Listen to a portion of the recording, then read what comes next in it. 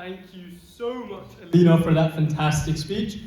Personally, I know now that I will be saying please and thank you to AI. But now moving on to our following speech, which will be 2 Year 8, Tamara, Kowli and Gloria Ann, who will be exploring the psychology of happiness and trying to give you some form of explanation and answer as to how maybe you all can achieve it. Thank you.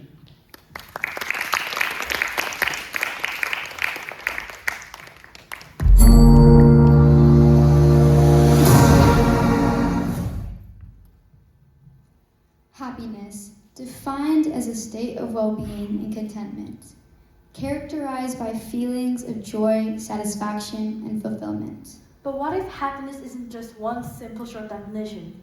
What if it could be mixed with other emotions and be different with every single person in this room?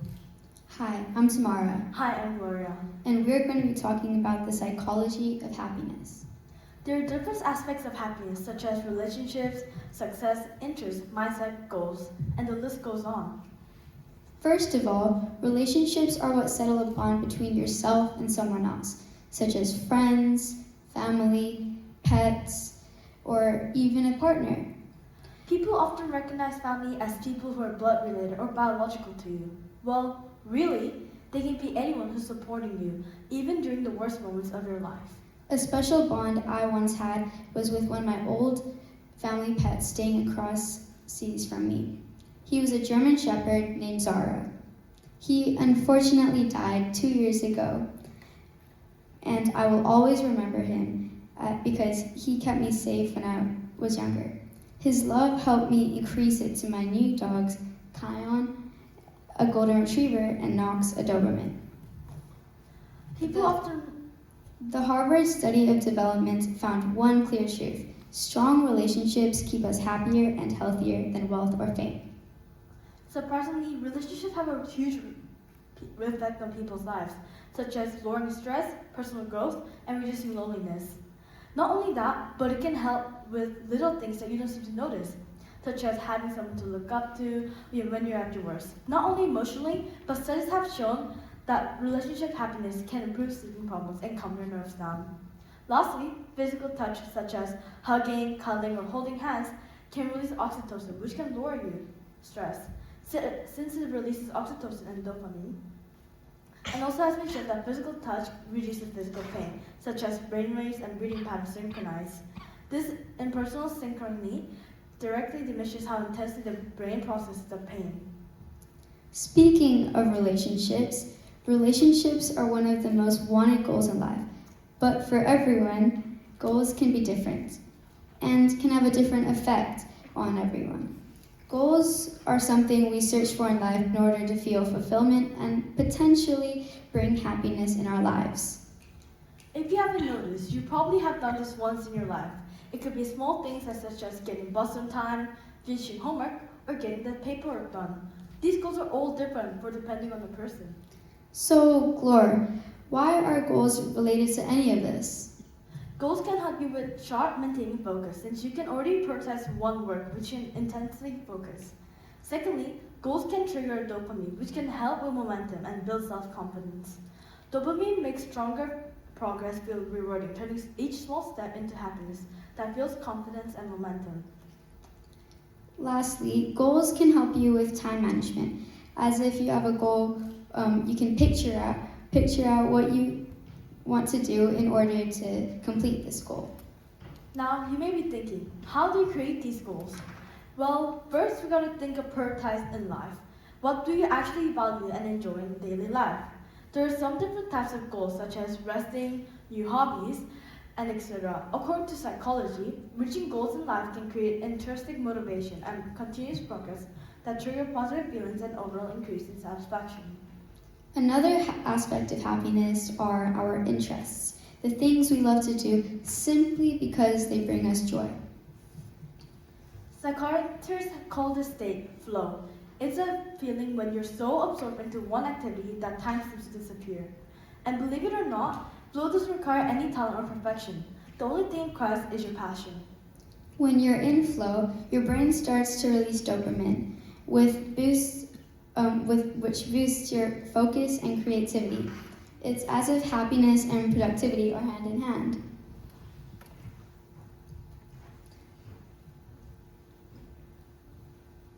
That is why interests play an important role in happiness. They're not distractions, they're pathways which make a person feel a sense of accomplishment or belonging. Flow creates a cycle. The more happiness you feel while doing something you love, the more likely you are to keep practicing it. And the more you practice, the more skilled and successful you become.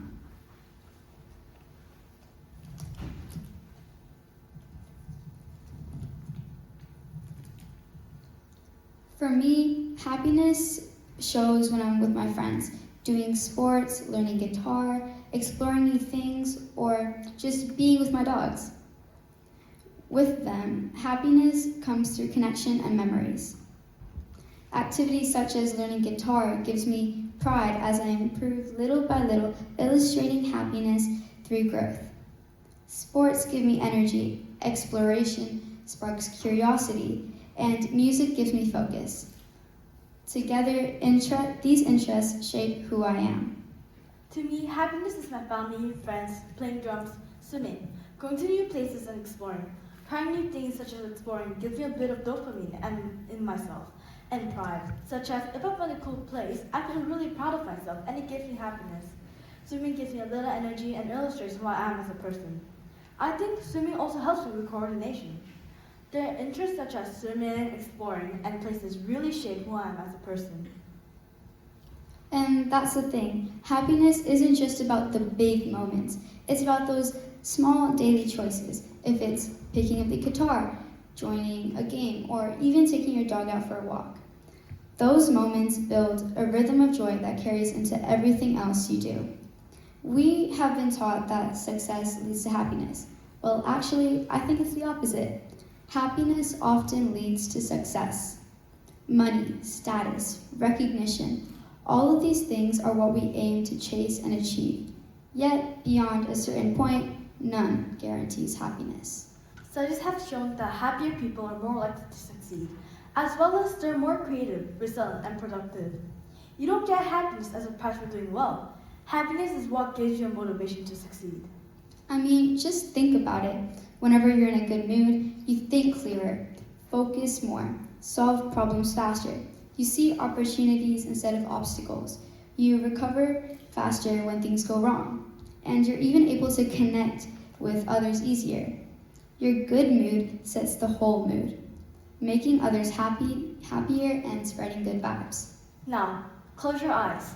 Think about your happiest moments or memories that you feel proud. Was it about achievements you made, or perhaps the people you shared it with? The chances are it probably wasn't the trophy or reward that made you feel happy. It was the hug, the laughter, the congratulations that made you feel proud.